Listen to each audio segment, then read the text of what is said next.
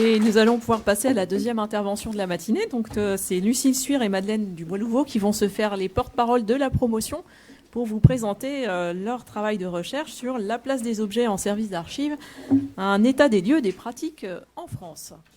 Alors, je compte sur vous pour ne pas avoir à dégainer mes post-it roses qui ont l'air de faire aussi peur qu'un carton rouge à la dernière Coupe du Monde. Donc, bon courage.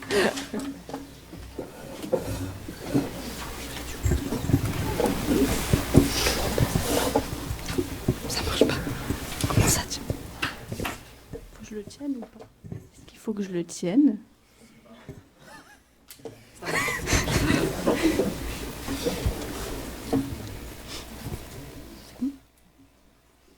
Donc, je tenais d'abord à vous remercier encore une fois d'être venus, puisque comme l'a dit Marie-Paul Schmitt, nous sommes toutes les deux étudiantes en Master 2 Archives. Nous avons donc organisé avec nos 20 autres camarades toute cette journée.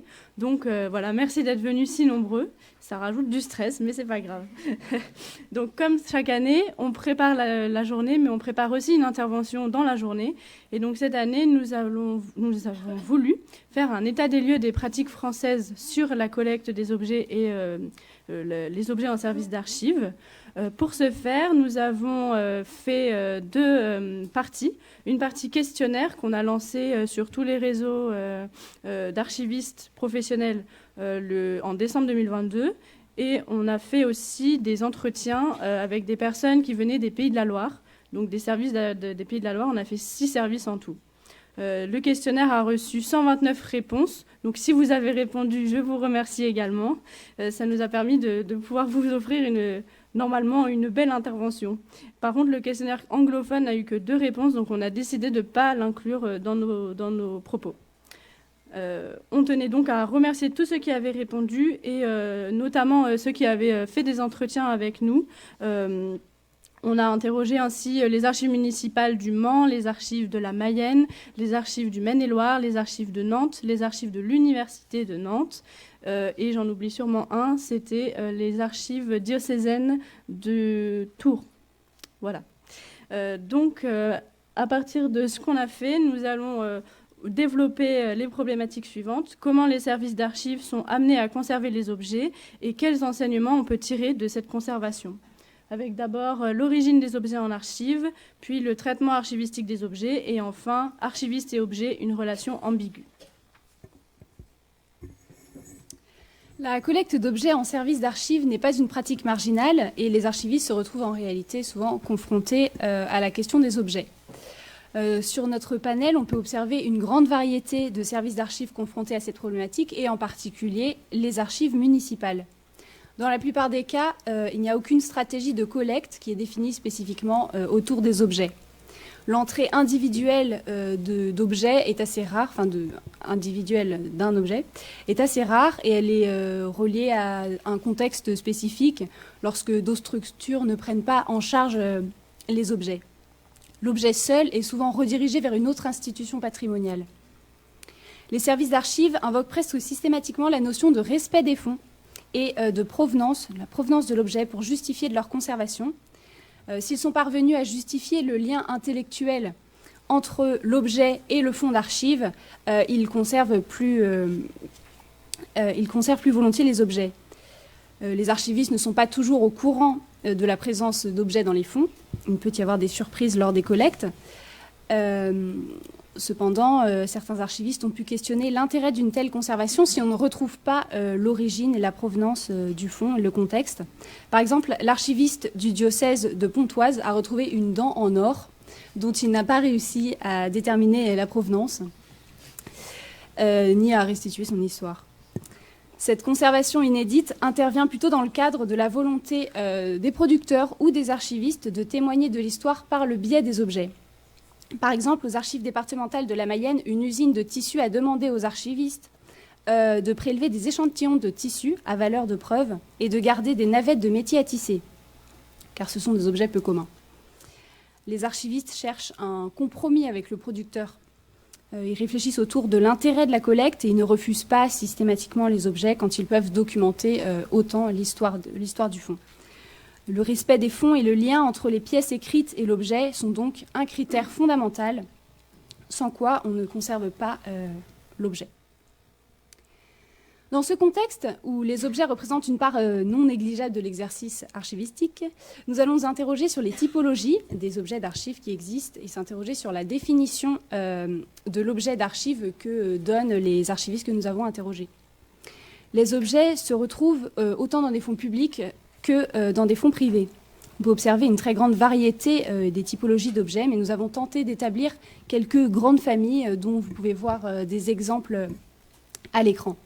Nous avons tout d'abord des objets reliés à des événements historiques ou patriotiques, des objets communaux, des objets religieux, des objets utilitaires ou usuels, des objets de la vie quotidienne, des objets issus de contextes spécifiques, par exemple la recherche scientifique, des objets militants, bien que ces objets apparaissent finalement assez peu, ils ressortaient assez peu de nos questionnaires, des objets mobiliers ou encore des objets produits dans un cadre artistique. Pour comprendre les objets d'archives et pour en donner une définition, on peut s'appuyer sur le travail du collectif de Roger Pédoc, qui a travaillé sur la théorie du document. Selon eux, le document peut être considéré avant tout comme une forme, un objet matériel ou immatériel dont la structure est étudiée pour pouvoir l'analyser, l'utiliser ou le multiplier.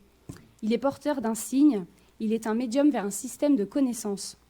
Cette approche globalisante est partagée par certains de nos témoins. Isabelle Lasse, archiviste aux archives départementales de la Mayenne, explique au sujet des sceaux qu'ils sont souvent considérés comme l'objet par excellence en service d'archives, puisqu'ils sont une partie du document en 3 dimensions. Cette vision se justifie puisqu'un sceau est porteur d'un sens, d'un message, tout comme il est témoin d'une communication. À l'université de Nantes, on considère les objets comme une sorte de 3e composante d'un tout patrimonial. Une vision globale est portée sur les archives. Donc, pour établir une définition des objets en archives, c'est un procédé assez complexe. Toutefois, nous pouvons, à partir des réponses des archivistes, suggérer que les objets sont des archives à partir du moment où ils sont porteurs d'un sens et d'un témoignage. Une fois intégrés au fonds d'archives, nous allons voir à présent comment ces objets sont traités, archivistiquement parlant. Concernant le traitement archivistique des objets, on a pu remarquer que chaque service faisait à sa manière. En effet, les normes de description précises attribuées aux archives en fait, ne sont pas pratiques pour les objets.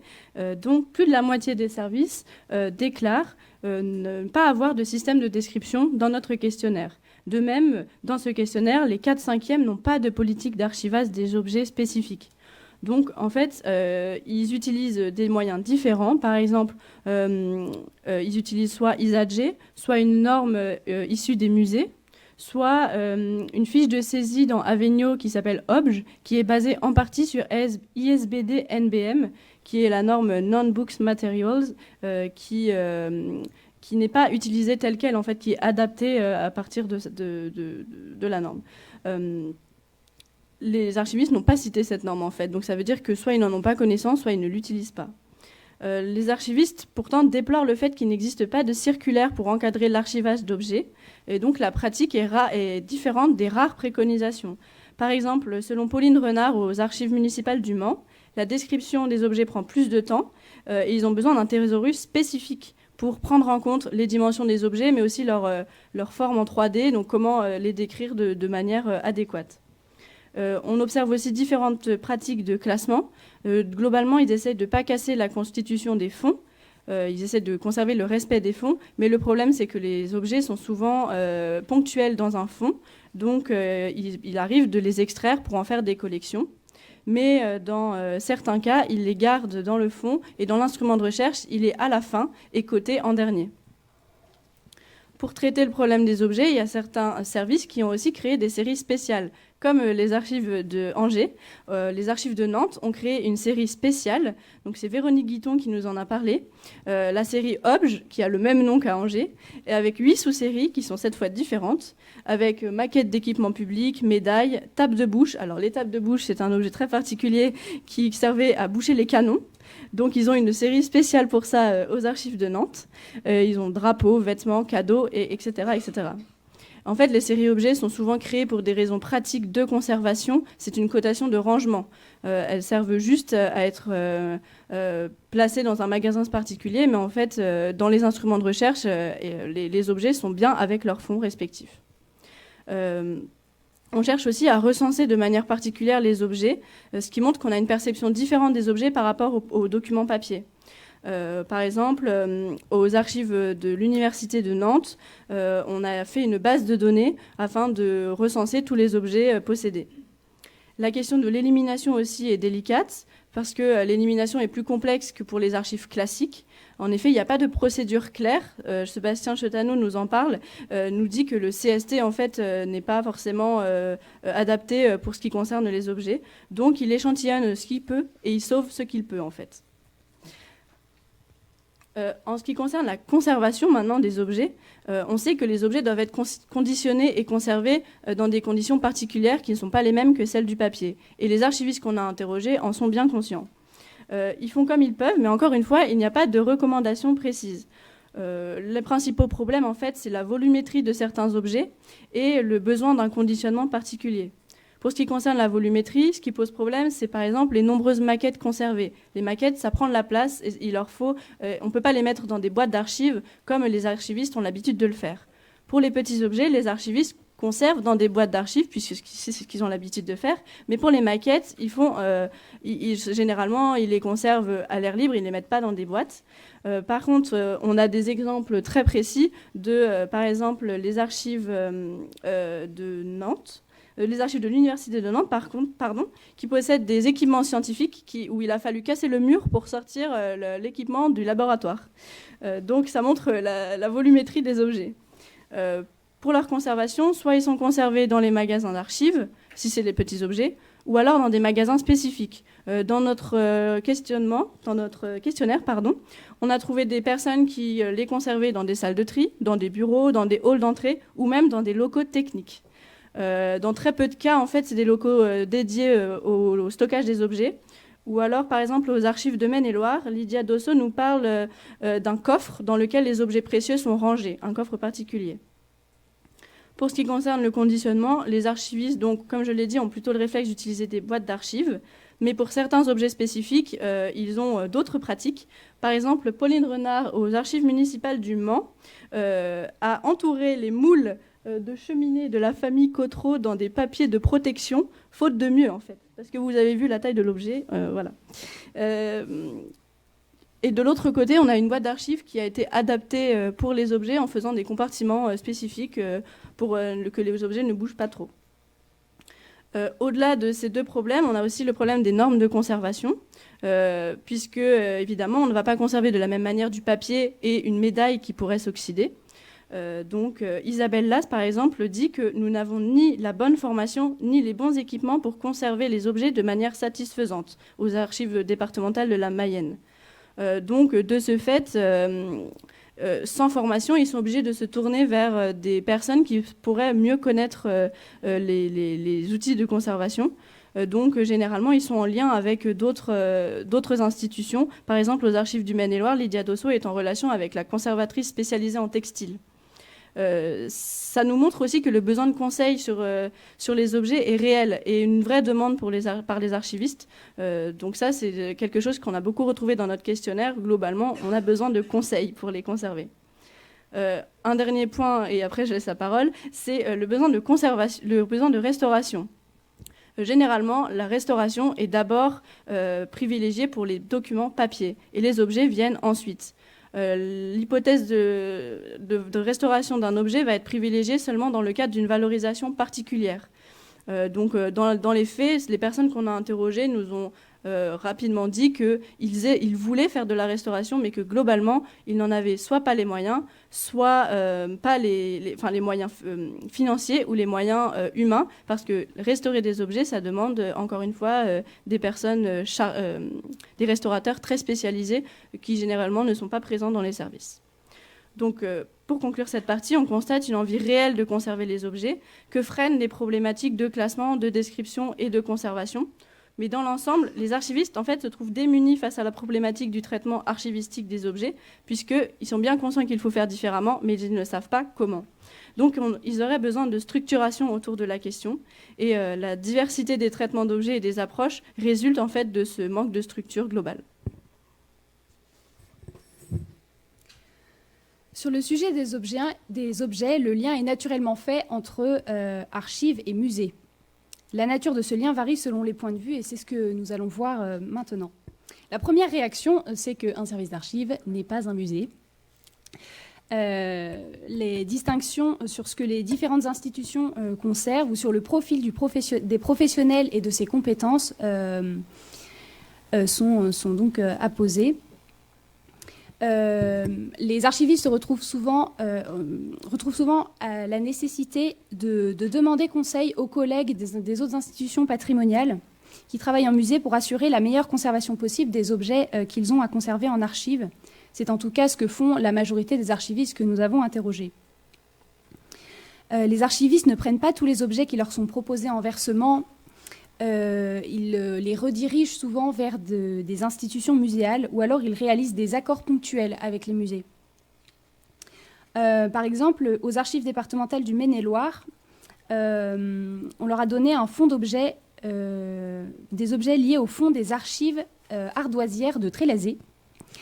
Mais avec l'accord des propriétaires, ce fonds a été déposé au musée de l'Ardoise de Trélazé. Les musées et les archives peuvent également être amenés à se partager des fonds. Les archives départementales de la Mayenne ont partagé avec le musée le fonds d'un ancien explorateur ambassadeur du XVIIIe siècle qui comprenait à la fois de la documentation et des objets. On en vient donc à la question de la distinction entre ce qui est conservé en musée ou en archive et donc de l'apport de l'archiviste et de son regard particulier sur les objets. Les services possèdent des typologies d'objets très historiques, mais aussi des typologies d'objets refusés par les musées. Ces refus peuvent avoir plusieurs raisons, dont la seule évoquée l'est par Pauline Renard, qui nous a expliqué que les cadeaux du maire, par exemple, ont rejoint les magasins d'archives puisque les musées ne leur considéraient aucune valeur artistique. Les objets sont donc un vecteur de relation entre les différents professionnels du patrimoine, mais ils sont aussi les témoins d'un rôle plus large de l'archiviste. Les archivistes interrogés ont souligné leur particularité, c'est qu'eux se déplacent chez les producteurs et ont donc un lien plus particulier avec eux, et donc ils peuvent aussi faire des découvertes particulières. Et ce rôle atypique des archives est également suggéré dans une réponse ouverte à notre questionnaire. Dans celle-ci, les archivistes sont présentés comme l'un des derniers remparts avant la destruction pour certains objets et dont ceux qui ont une faible valeur archivistique. Le rôle de l'archiviste est souvent remis en question face à la conservation des objets. Plus de 63% des archivistes interrogés reconnaissent les objets comme encombrants, plus de 66% reconnaissent la conservation difficile, mais 90% estiment que les objets ont toute leur place dans un service d'archives. Donc voyons maintenant les raisons de ce paradoxe. Lorsqu'on questionne les archivistes sur les avantages d'avoir des objets en archives, c'est l'aspect valorisation qui ressort et surtout pour les expositions. En effet, l'objet permet de donner du volume à une exposition et ils sont plus visuels, donc ils parlent peut-être plus au public. Ils sont également utilisés dans les services éducatifs et ils sont montrés lors de visites de service. La communication des objets en salle de lecture est beaucoup plus délicate. Seuls 50% des participants au questionnaire estiment qu'elle est réalisable. Les raisons qui empêchent la communication sont généralement des problèmes d'encombrement et de conservation préventive. Toutefois, la communication reste globalement rare puisque ces objets sont fragiles et ils ne sont pas forcément suffisamment mis en valeur au sein des instruments de recherche aussi. Donc il faut que les chercheurs puissent avoir l'idée de les solliciter et donc puissent avoir connaissance de leur existence. Les objets, à l'instar des photographies ou des archives audiovisuelles, selon Lydia Dosso, permettent de rendre plus vivant l'écrit, de le rendre plus palpable et plus réel. Certains services cherchent enfin à mettre en place dans les prochaines années une politique d'archivage autour de cette typologie spécifique, puisque nous avons vu que peu de services avaient une politique d'archivage autour des objets. Pour conclure rapidement, sans dépasser le temps, on a mis en évidence que beaucoup d'archivistes savaient déjà que les objets sont présents dans les magasins d'archives, mais qu'ils sont une source de difficulté, puisqu'on a souvent besoin d'aller chercher des collègues du patrimoine pour en avoir une meilleure connaissance. On a aussi un problème de place, de conservation et de description, mais il est évident que les archivistes estiment pour la grande majorité que les objets ont leur place, et beaucoup d'entre eux ressentent un manque flagrant d'outils et de structuration. On a aussi pu déterminer que plusieurs services ignorent en fait la quantité d'objets qu'ils possèdent. Donc, ils ont émis le souhait de réaliser des inventaires précis des objets qu'ils possédaient, ainsi que des campagnes de numérisation, ce qui est pour le moment un peu difficile à faire. La difficulté, en fait, c'est de trouver le temps et le budget pour ça. Les objets ont toujours fait partie intégrante de nos fonds, mais ils ont souvent été laissés de côté, au point que le rôle de l'archiviste face à cette typologie spécifique n'est pas pleinement reconnu en comparaison avec les musées. Mais l'archiviste peut apporter un regard nouveau sur les objets, par exemple pour faire découvrir un patrimoine oublié de tous.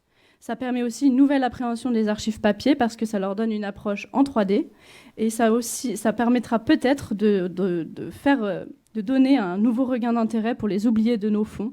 Donc j'espère que cette journée sera utile pour tout le monde. Merci.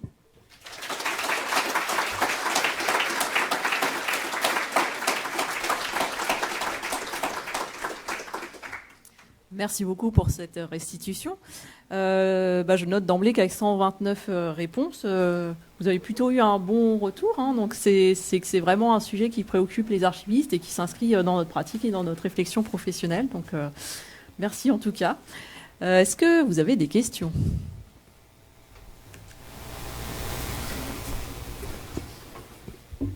Oui, bonjour. J'ai une question sur le fait de faire marcher les objets. Je pense par exemple, ce que vous avez dit, montrer les objets, donc c'est une des préoccupations. Mais je pense, vous savez, à la salle des machines, au département audiovisuel de la BNF, ou ce qu'on peut avoir aux archives nationales. Bon, du coup, ma question, elle est, si vous avez par exemple des cylindres, ou si vous avez des machines sonores que vous récupérez, est-ce que la question se pose de la manière non seulement de les montrer, mais de les faire fonctionner, voilà, faire marcher les machines? Du coup, nous, on s'est basé sur les réponses qu'on a eues dans notre questionnaire et dans les entretiens. C'est pas une question qu'on a posée spécifiquement, mais c'est pas non plus quelque chose qui a été évoqué. Nous, on nous a surtout parlé des gros objets, voilà, mais pas spécifiquement d'objets qu'il faudrait mettre en marche. Et en fait, ça pose encore le problème de la valorisation. C'est quelque chose qui n'est pas encore très développé. Donc, c'est pas quelque chose qui nous est revenu, nous, dans le questionnaire, en tout cas. Pendant l'entretien de M. Chetano des archives de l'Université du Mans, de Nantes, pardon, excusez-moi, la question a été abordée effectivement de pouvoir conserver le fonctionnement de ces objets et de garder aussi la technique d'utilisation de ces objets, de la recherche scientifique notamment. Donc effectivement, ça appartient au fait de devoir renseigner le contexte des objets. C'est la même problématique. Mais c'est un cas un peu particulier quand même, puisque c'est dans l'université avec un catalogue national, une attention particulière.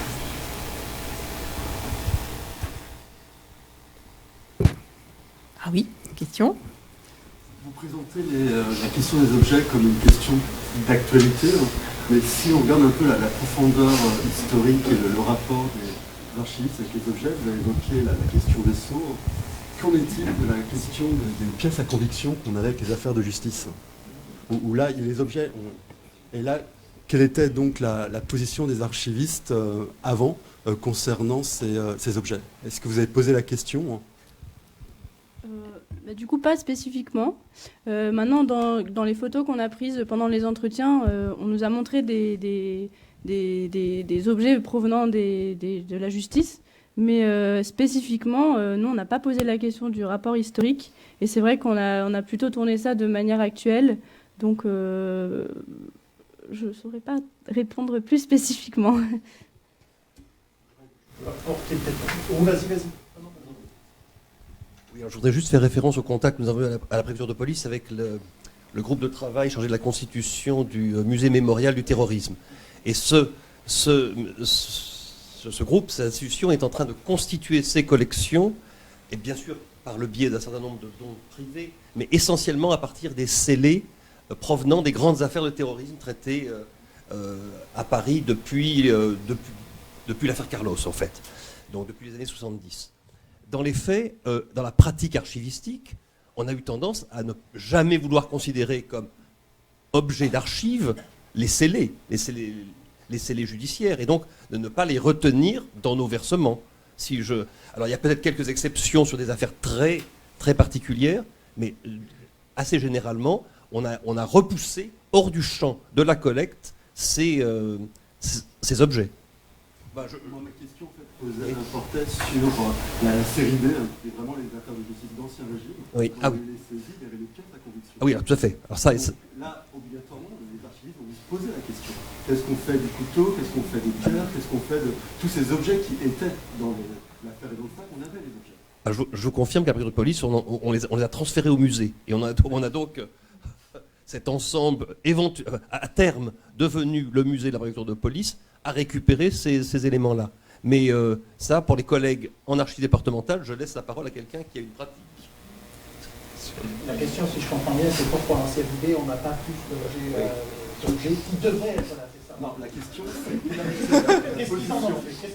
Voilà, dès le 19e, est-ce qu'il y a eu une réflexion là-dessus sur qu'est-ce que l'on fait de ces pièces à conviction qui étaient dans ces archives? Tout ce qui est histoire des pratiques professionnelles, c'est pas forcément très développé. Donc je ne sais pas te répondre.